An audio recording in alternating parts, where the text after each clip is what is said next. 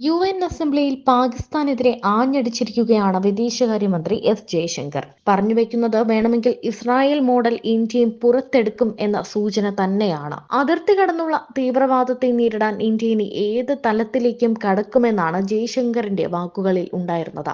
ഗതികെട്ടിട്ട് തന്നെയാണ് ഇന്ത്യ ഇങ്ങനെയൊരു നിലപാടിലേക്ക് വന്നത്. ലബനനിലും ഗാസയിലും തീവ്രവാദ ചർച്ച ഉയർത്തിയാണ് ഇസ്രായേൽ പ്രത്യാക്രമണം നടത്തിയത്. ഹമാസിനെയും ഹിസ്ബുള്ളയെയും ഇത് തളർത്തുകയും ചെയ്തു.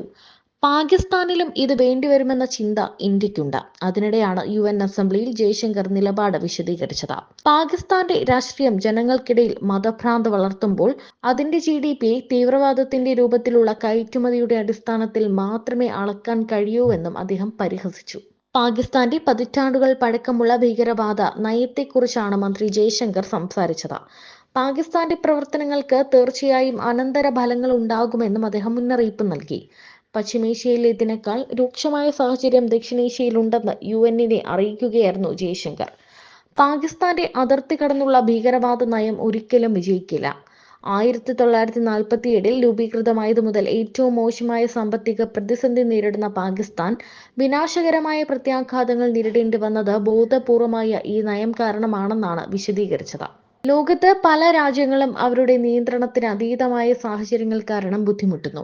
എന്നാൽ ചിലർ വിനാശകരമായ പ്രത്യാഘാതങ്ങൾ ഉണ്ടാകുമെന്ന് അറിയാമായിരുന്നിട്ടും തിരഞ്ഞെടുക്കുന്ന നയങ്ങൾ കാരണം ബുദ്ധിമുട്ട് അനുഭവിക്കുന്നു. പാകിസ്ഥാന്റെ ദുഷ്പ്രവർത്തികൾ മറ്റുള്ളവരെയും ബാധിക്കുന്നുവെന്നും ജയശങ്കർ പറഞ്ഞു.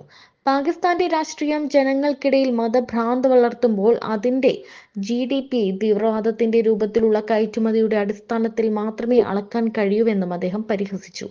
പാകിസ്ഥാന്റെ അതിർത്തി കടന്നുള്ള ഭീകരവാദ നയം ഒരിക്കലും വിജയിക്കില്ല. ഇത്തരം പ്രവർത്തനങ്ങൾക്ക് തീർച്ചയായും അനന്തരഫലങ്ങൾ ഉണ്ടാകും.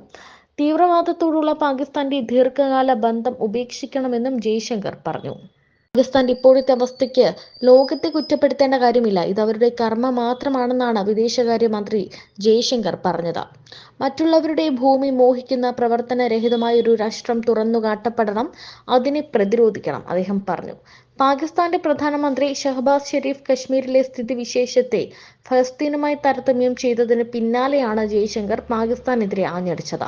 പാകിസ്ഥാന്റെ അതിർത്തി കടന്നുള്ള ഭീകരവാദം ഒരിക്കലും വിജയിക്കില്ലെന്ന് ശക്തമായ പ്രസംഗത്തിൽ ജയശങ്കർ പറഞ്ഞു. തങ്ങൾക്കിടയിൽ പരിഹരിക്കപ്പെടേണ്ട പ്രശ്നം പാകിസ്ഥാൻ നിയമവിരുദ്ധമായി കൈവശപ്പെടുത്തിയ ഇന്ത്യൻ പ്രദേശം വിട്ടു നൽകുന്നതും തീവ്രവാദത്തോടുള്ള പാകിസ്ഥാന്റെ ദീർഘകാല ബന്ധം ഉപേക്ഷിക്കുന്നതും മാത്രമാണെന്ന് അദ്ദേഹം പറഞ്ഞു. വെള്ളിയാഴ്ച UNGA-യിൽ നടത്തിയ പ്രസംഗത്തിൽ ജമ്മു കാശ്മീരിലെ അവസ്ഥയെ ഫലസ്തീനുമായി താരതമ്യപ്പെടുത്തി ഷെരീഫ് ജനങ്ങൾ അവരുടെ സ്വാതന്ത്ര്യത്തിനും സ്വയം നിർണയാവകാശത്തിനും വേണ്ടി ഒരു നൂറ്റാണ്ടായി പോരാടി എന്ന് പറഞ്ഞു. ജമ്മു കാശ്മീരിന്റെ പ്രത്യേക പദവി എടുത്തു കളഞ്ഞ ആർട്ടിക്കിൾ 370 റദ്ദാക്കിയ നടപടി പിൻവലിക്കാൻ അദ്ദേഹം ഇന്ത്യയോട് ആഹ്വാനം ചെയ്യുകയും UN സുരക്ഷാ കൗൺസിൽ പ്രമേയങ്ങൾക്കും കശ്മീരി ജനതയുടെ ആഗ്രഹങ്ങൾക്കും അനുസൃതമായി ചർച്ചകൾ നടത്തണമെന്നും അദ്ദേഹം ആവശ്യപ്പെട്ടിരുന്നു.